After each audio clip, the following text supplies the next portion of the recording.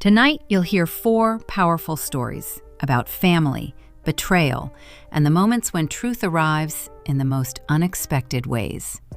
Some secrets almost destroy lives.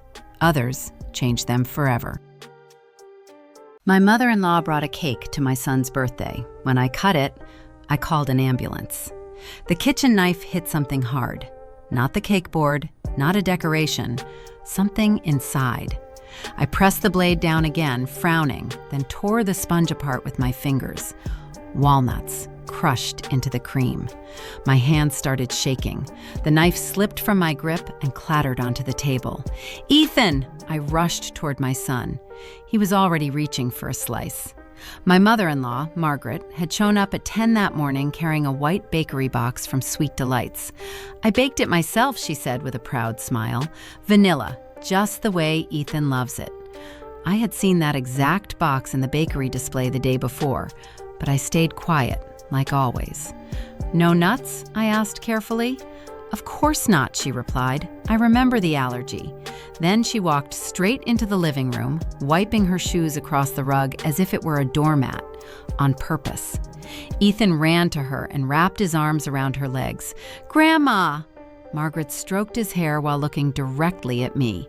"Now this is a real walker," she said softly, "not like some people." She didn't finish the sentence. She didn't need to. By 2 o'clock, the house was bursting with noise. 8 5-year-olds racing through the hallway, their laughter echoing off the walls while parents crowded into the kitchen with coffee cups. Margaret had planted herself at the head of the table like a queen. "Emily, napkins," she ordered. "Clear those plates and bring out the white ones." "You can put them out yourself," I snapped before I could stop myself. "I'm busy." Her eyebrows lifted. Her friend Carol hid a smile behind her mug. "Well," Margaret muttered, lips tightening, "good to know." My husband, Daniel, stumbled out of the bedroom around 1:30, hair messy, wearing an old college t-shirt. He'd worked until nearly 4 in the morning. "Hey, Mom," he said, kissing her cheek. She pulled back slightly. "Sleeping half the day when guests are coming? You could at least shave." Daniel didn't respond. He poured himself coffee and disappeared into the bathroom. I watched him go, wishing, not for the first time, that he would stand between us more often. I brought the cake out last, candles glowing, kids chanting, phones raised. Ethan squeezed his eyes shut and made his wish before blowing them out, smoke curling into the air. Margaret elbowed me aside so she could film. "Go ahead, cut it," she urged impatiently. "The children are waiting." I slid the knife across the glossy frosting and hit something solid. At first, my brain refused to understand what my eyes were seeing. Then I pulled the cake apart. Walnuts, mixed deep into the cream where no one would notice. I looked up. Ethan was already lifting his plate, mouth open in anticipation. "No!" I knocked the plate from his hands. Porcelain shattered across the floor. The room went silent. Then Ethan burst into tears. "Mom!" I scooped him into my arms, holding him so tight he squirmed. Slowly, I turned toward my mother-in-law. "There are nuts in this cake." She blinked. "That's impossible." "Look." Carol leaned forward, dipped her finger into the cream, and froze. "Oh my God. Emily, she's right." Margaret stood, walked over, and stared down at the exposed layers. For a split second, just a second, something unreadable flickered across her face. Then she sighed. "The bakery must have mixed it up." "You said you baked it." I meant, if Ethan eats a walnut," I said slowly, forcing each word out, "his throat will close. He'll go into anaphylactic shock. He could die. You know that. I've told you 100 times." "I didn't do it on purpose," she snapped. "You promised there were no nuts. I asked you. You lied." Whispers spread through the kitchen. Someone picked up their phone, ready, maybe, to call 911. Daniel stepped out of the bathroom, eyes darting from the broken plate to Ethan clinging to me. "What happened?" "Your mom brought a cake with walnuts," Carol said bluntly, "knowing Ethan is allergic." Daniel went very still. He turned to his mother. "Mom?" Sasha, Daniel, I didn't know. The girl at the bakery said it was nut-free. You said you baked it. Her face drained of color. I thought, she swallowed hard. I thought you were exaggerating about the allergy. I wanted to check. It can't be that serious from just one nut. Silence crashed down over the room. One of the parents gasped. Something inside me snapped, clean and sharp. I set Ethan down and stepped toward the table. Then I grabbed the cake with both hands and hurled it against the wall. Frosting slid down the wallpaper like melting paint. Children started crying. Get out, I said quietly. Not yelling, not shaking, just done. Emily, I didn't mean... You wanted to test whether my child would die, I said. Get out of my house. Now. She looked desperately at her son. Daniel? He stared at her like he was seeing a stranger. Leave, Mom.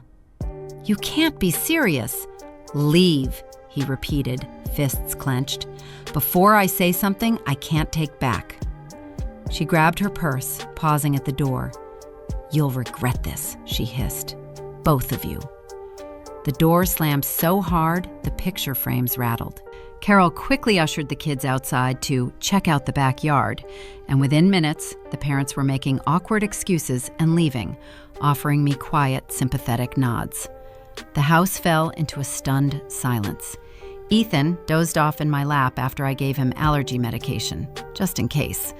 Daniel scrubbed frosting from the wall. I'm sorry, he said finally. For what? I knew she could be difficult, but not like this. She wanted to kill our son.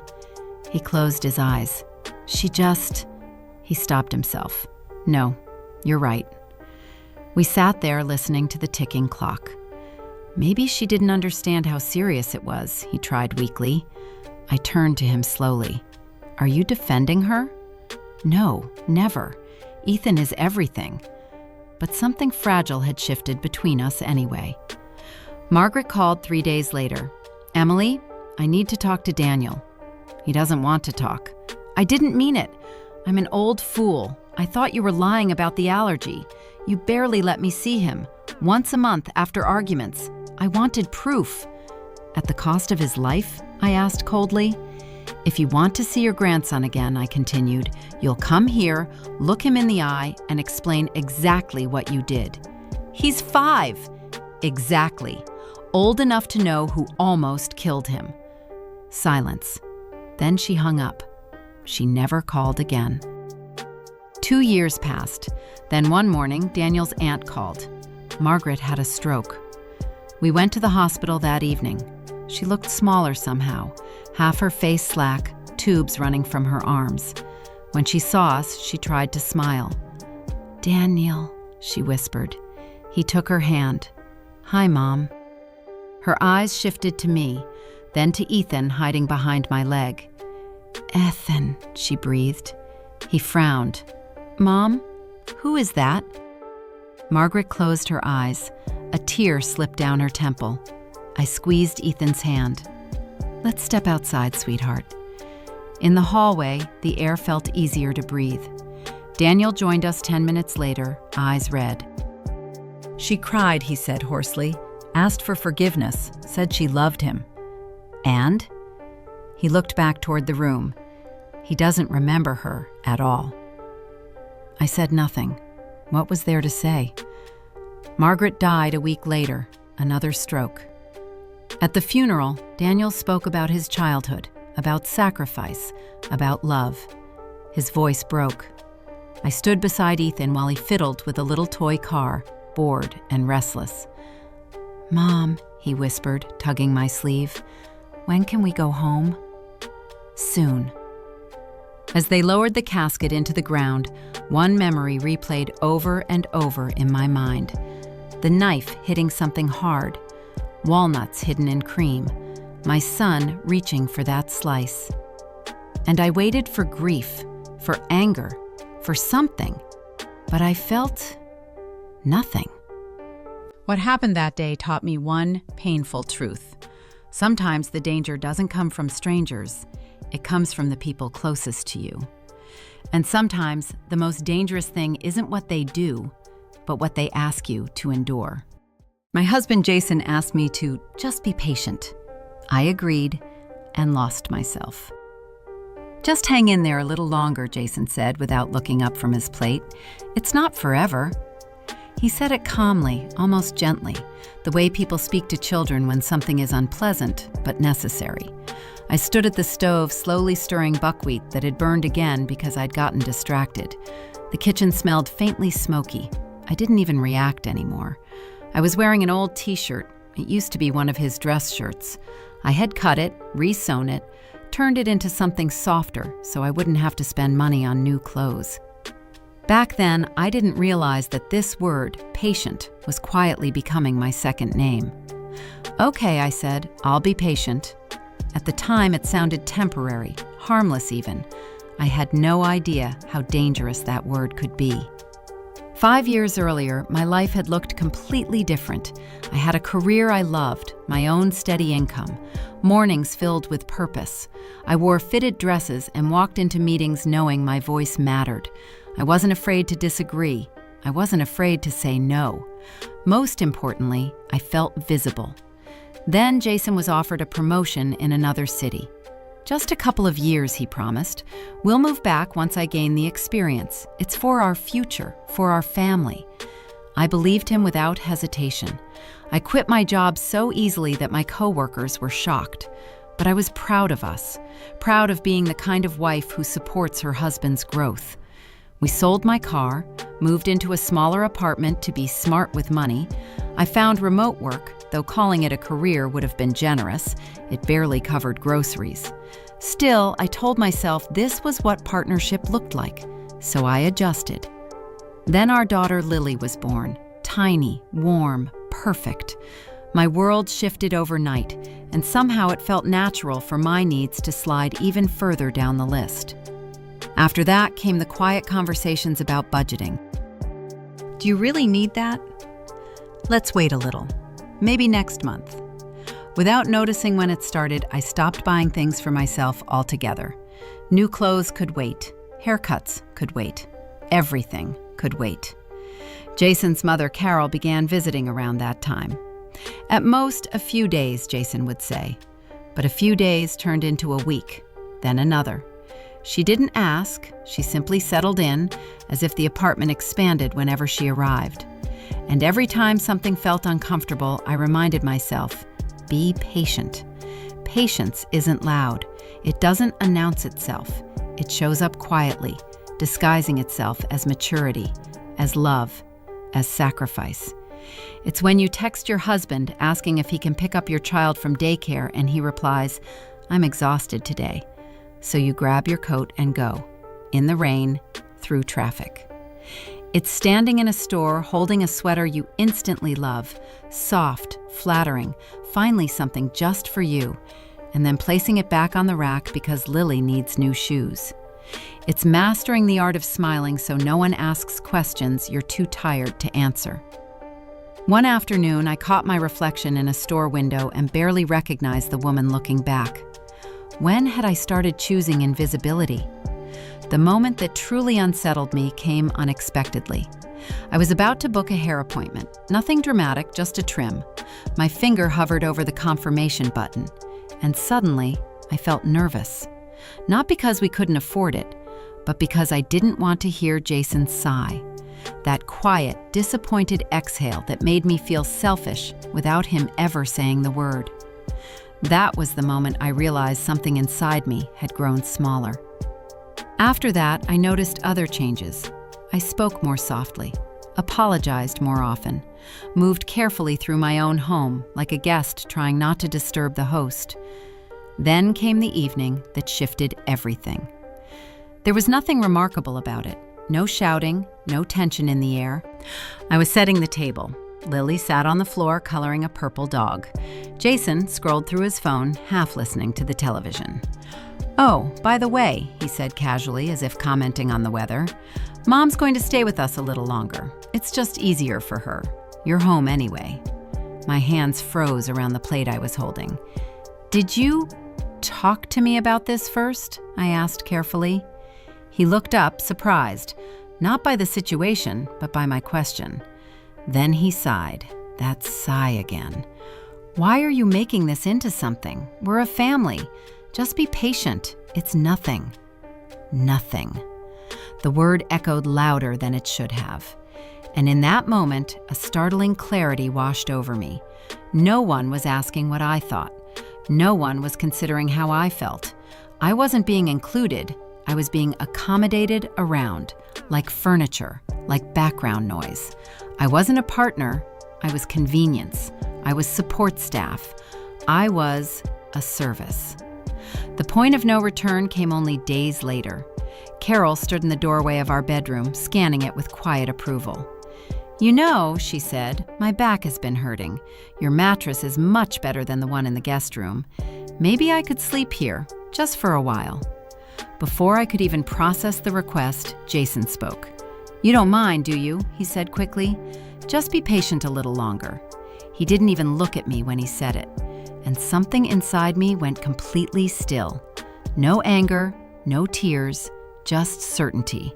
If I agreed now, there would soon be nothing left of me to agree with. That night, long after everyone had fallen asleep, I sat alone in the kitchen.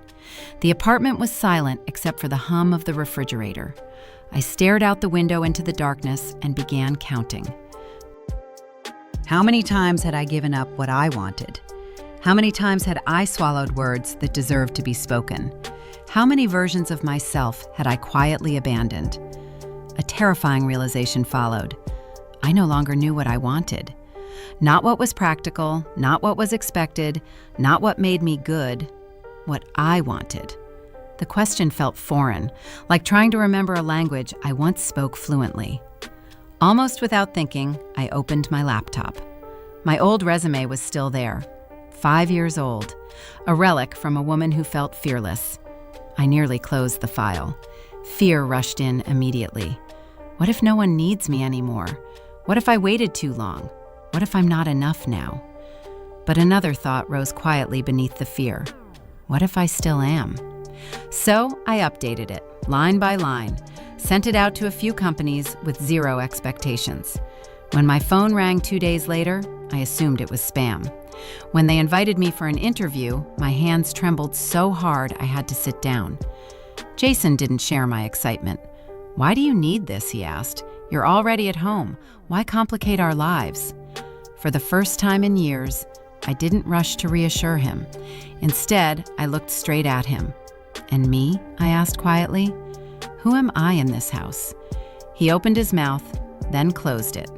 No answer came. Getting the job didn't magically fix everything. There were arguments, long, heavy silences, hurt lingering in the corners of our conversations. "You've changed," Jason told me one night, and for once, the accusation didn't sting. "Yes," I said calmly, "I have. Because I no longer accept just a little patience. I finally understand something no one tells you. A life doesn't disappear all at once. It fades in tiny negotiations, small compromises, harmless delays. Later, not now. Be patient. Until one day, you look around and realize you are missing from your own life. Sometimes I'm still scared. Sometimes the old instinct returns, the urge to make things easier, smoother, more comfortable for everyone else. But every morning I look in the mirror and see a woman who refuses to vanish again. A woman who remembers that her comfort matters too. And if anyone ever asks me to just be patient again, I already know how that story ends. This time, I choose myself. For years, I learned to stay quiet, to endure, to disappear for the sake of family. But I wasn't the only woman whose loyalty was questioned. Another family was about to discover just how destructive suspicion can be. My mother-in-law demanded a DNA test for my son. The results made her collapse in tears. It was my father-in-law's birthday. The whole family had gathered around the dinner table, plates clinking softly, glasses half full, the low hum of casual conversation filling the house. My 3-year-old son Leo played on the living room rug with his toy cars. Every few minutes, he'd run over to his grandfather, arms stretched wide, asking to be picked up. It felt like a normal evening, until it wasn't. My mother-in-law, Margaret, slowly set her fork down and looked straight into my eyes. "This child is not part of our family," she said coldly. "I want a DNA test." The kettle slipped from my hands. Boiling water splashed across the floor, but I barely noticed. "What did you just say?" "You heard me perfectly," she replied. "Red hair, green eyes. Who in our family looks like that? Everyone has brown eyes. Daniel, are you blind? Look at your son." My husband went pale. His sister suddenly became very interested in her napkin. So they had talked about this before. "Mom, stop this right now," Daniel said sharply. "I will not stop," she snapped. "I know you were diagnosed infertile after that infection when you were 20. The doctors told you the truth. And suddenly, she gets pregnant after 5 years of marriage? How convenient. I stayed silent for 3 years, but no more. I have the right to know who I'm calling my grandson." Leo burst into tears at the shouting. I rushed over, scooped him into my arms, and held him tightly against my chest. "Fine," I said, my voice shaking but firm. "We'll do the test. And when it proves that Leo is Daniel's son, I will never step foot in this house again." The next 2 weeks felt like living inside a storm. Daniel kept saying he believed me, but sometimes when he thought I wasn't looking, I saw it, that tiny shadow of doubt in his eyes, the kind a mother plants with just a few poisonous words. The truth was, we had struggled for 5 long years to conceive. Doctor visits, treatments, tears. Eventually, we turned to IVF. It worked on the very first attempt. The doctors called it a miracle. Leo was born healthy, bright red hair, striking green eyes. I thought our nightmare was finally over. But from the very beginning, Margaret made comments. "He looks unusual. Who does he take after? That temperament certainly isn't from our side." Every year, the hints grew less subtle, until they became accusations. 14 days later, my phone rang. "The test results are ready," the clinic said. "Please come in." I knew somehow that this would be one of the worst days of my life. The geneticist was an older woman with kind, steady eyes. She carefully spread the documents across her desk before speaking. "The results are unexpected," she said gently. "Daniel is not the biological father of your child." The world tilted. Daniel inhaled sharply, like he'd been punched. "But this is not a case of infidelity," the doctor quickly added, raising her hand. "You underwent IVF at New Hope Fertility Clinic in 2022, correct?" "Yes," I whispered. "I need you to authorize another test immediately. Contracts, clinic records, everything. This is extremely important." For 3 days, the doctor dug through archives and medical protocols. Then she called again. This time, she asked for DNA samples from Daniel's parents. Margaret practically glowed with triumph. "Well, Anna," she said smugly, "looks like the truth is finally coming out." I said nothing. Daniel barely spoke to me. The way he looked at me, it was as if I were a stranger. A week later, we were summoned back to the clinic, the entire family this time. Daniel's parents sat across from us. The head physician was there, and a lawyer. My hands were ice cold. The geneticist began. "Leo is not Daniel's biological son." Margaret let out a satisfied little scoff, but the doctor continued. "However, Leo is your biological grandson. Genetically, he is related to both of you." Silence crashed over the room. "What?" Margaret whispered. "That's impossible." The clinic director looked as though all the color had drained from his body. "In 2022, during preparation for your IVF procedure, a catastrophic error occurred," he said hoarsely. "The biological material was switched. Instead of Daniel's sample, the lab used material belonging to his brother." The room spun. "What brother?" Daniel asked faintly. "I don't have a brother." "You did," my father-in-law said quietly. In that moment, he seemed to age 10 years. You had an older brother, Alex. He was 23 when he died in a car accident, 2 years before you were born. Margaret covered her face with both hands. Alex had been undergoing cancer treatment, my father-in-law continued, his voice trembling. The doctors suggested preserving his genetic material, just in case he survived and wanted children someday.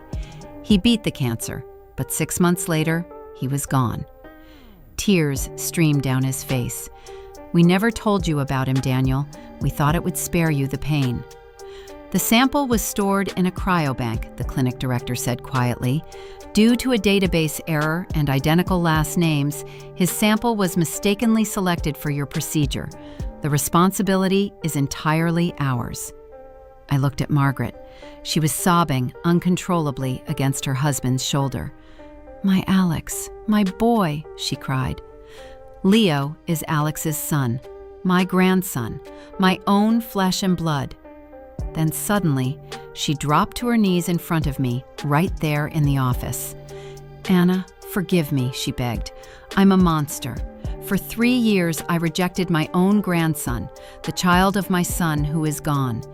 I accused you when you gave me the very miracle I prayed for over 20 years. Her body shook with grief.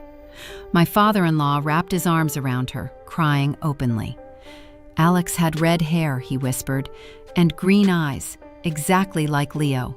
I saw it from the very first day, but I was too afraid to believe it, afraid I was losing my mind. Daniel stood frozen.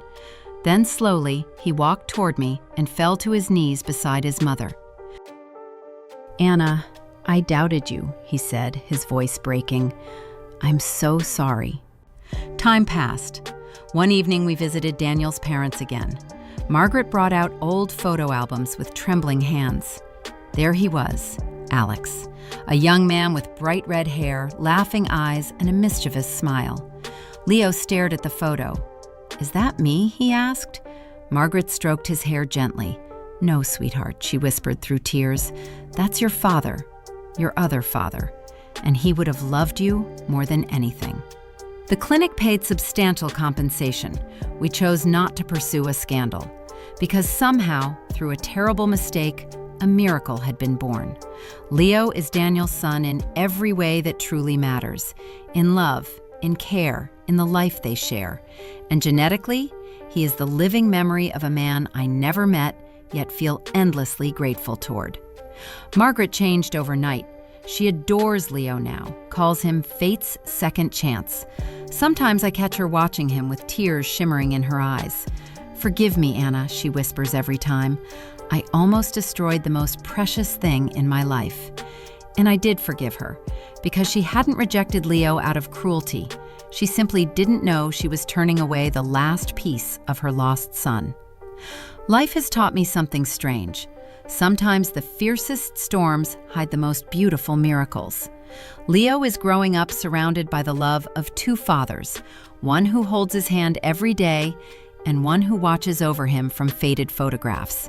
And somehow, I know he is proud of his son.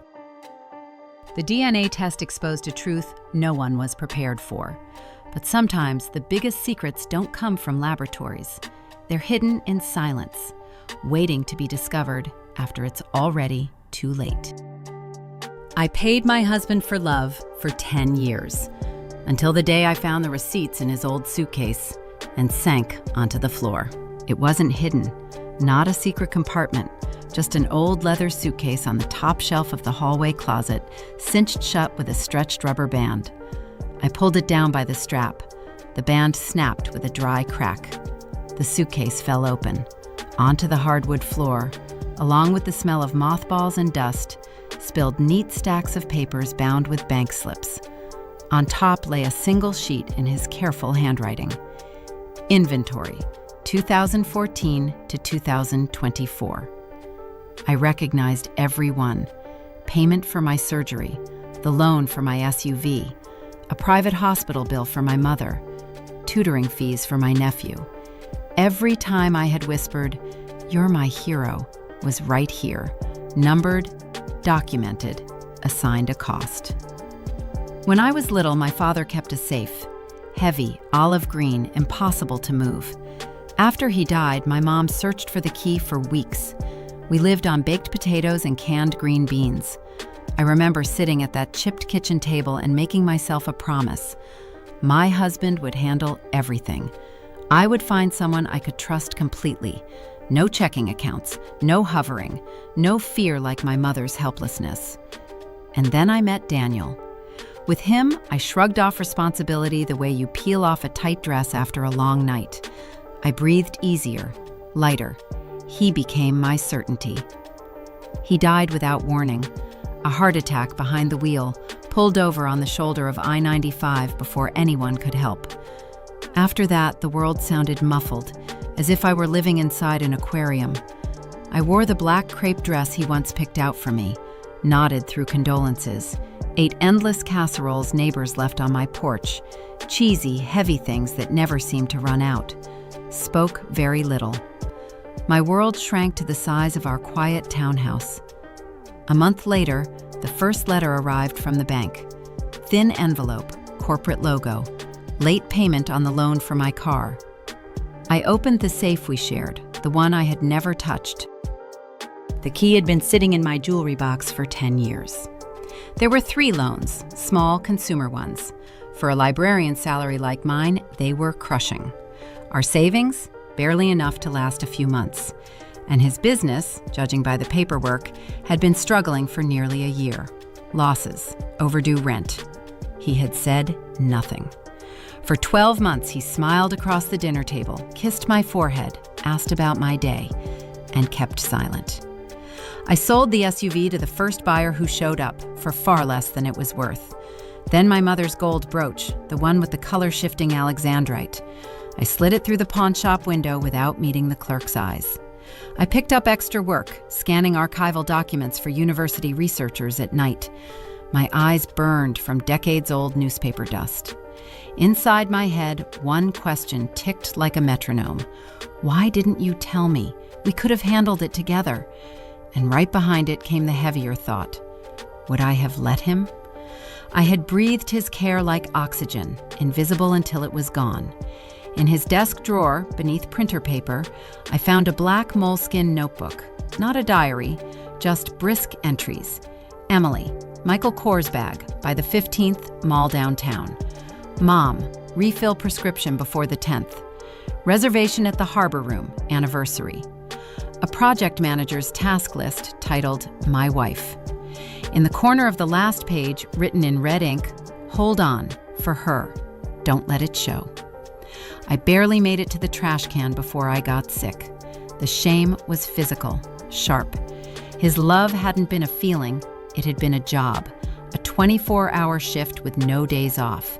And I had been the blind, greedy beneficiary who never once read the reports. Then there was the suitcase, the final piece of evidence. I carried it to the living room and sat on the cold floor, arranging the stacks around me like tarot cards. I decided to sort them not by year, but by amount, smallest to largest. The tiniest receipt was pressed flat at the very bottom. A faded slip of paper. Spring Cafe, $4.75. 2 scoops of vanilla ice cream, July 12th, 2014. 1 month after our wedding. We had been walking through Riverside Park that evening, the air thick with summer heat. I remember telling him how happy I was that everything was ours now. He smiled that restrained smile of his, stroked my hand with his thumb, and quietly paid the waitress. That was where it began, with that ridiculous ice cream. In that moment, he decided he would always pay, always carry it, always shield me. And I, licking my spoon, decided that was exactly how life should be, that I deserved this unconditional safety. We signed a silent contract without ever looking each other in the eye. I grabbed the stack and rushed to the kitchen, ready to burn it all. The lighter sparked, but wouldn't catch, so I tore the papers instead. Thick receipts ripped badly, leaving jagged edges. I was gasping with anger, not at him, at myself. I could see his eyes that day in the park, calm, certain, already choosing for both of us. He understood everything then. I noticed nothing, I just ate my ice cream. Dawn found me still standing at the kitchen window, drinking water straight from the pitcher. Shredded receipts floated in the sink like pale debris after a storm. Carefully, sheet by sheet, I gathered them back up, the way you collect shards of a shattered heirloom vase. I returned them to the suitcase, not for memory, for accounting, so I would always see the scale of what had been bought and what had been sold. The next morning, I dragged my old Underwood typewriter onto the balcony, oiled the mechanism with the same machine oil he used in his workshop, fed in a crisp white page. I wasn't forgiving, wasn't accepting, wasn't searching for excuses. I was reporting to myself, to the ghost of the man who loved me. At 5 a.m., I posted my first story online. No photo, no tags, about the ice cream receipt. About a man who buys happiness on credit without checking the interest rate. About a woman who only sees the price at the memorial when there is no change left to give. The suitcase still sits on the balcony beside the typewriter. Sometimes I glance at it while the keys clatter, not as the past, but as a heavy, awkward tool. A hammer that can't build anything, yet can shatter every illusion you have. Now it belongs to me. When I type, the air smells faintly of oil, dust, and the metallic warmth of the ribbon. That was the scent of his workshop. I've learned to breathe it in, not with longing, but with focus, the way he must have breathed it in while planning the next payment. I am still paying for that love, every night, line by line, but now with my own words and that quiet, stubborn smell. This is my new contract with myself. No silent clauses, no hidden fees, just the sound of keys striking paper, a blank page, and a hard-earned clarity.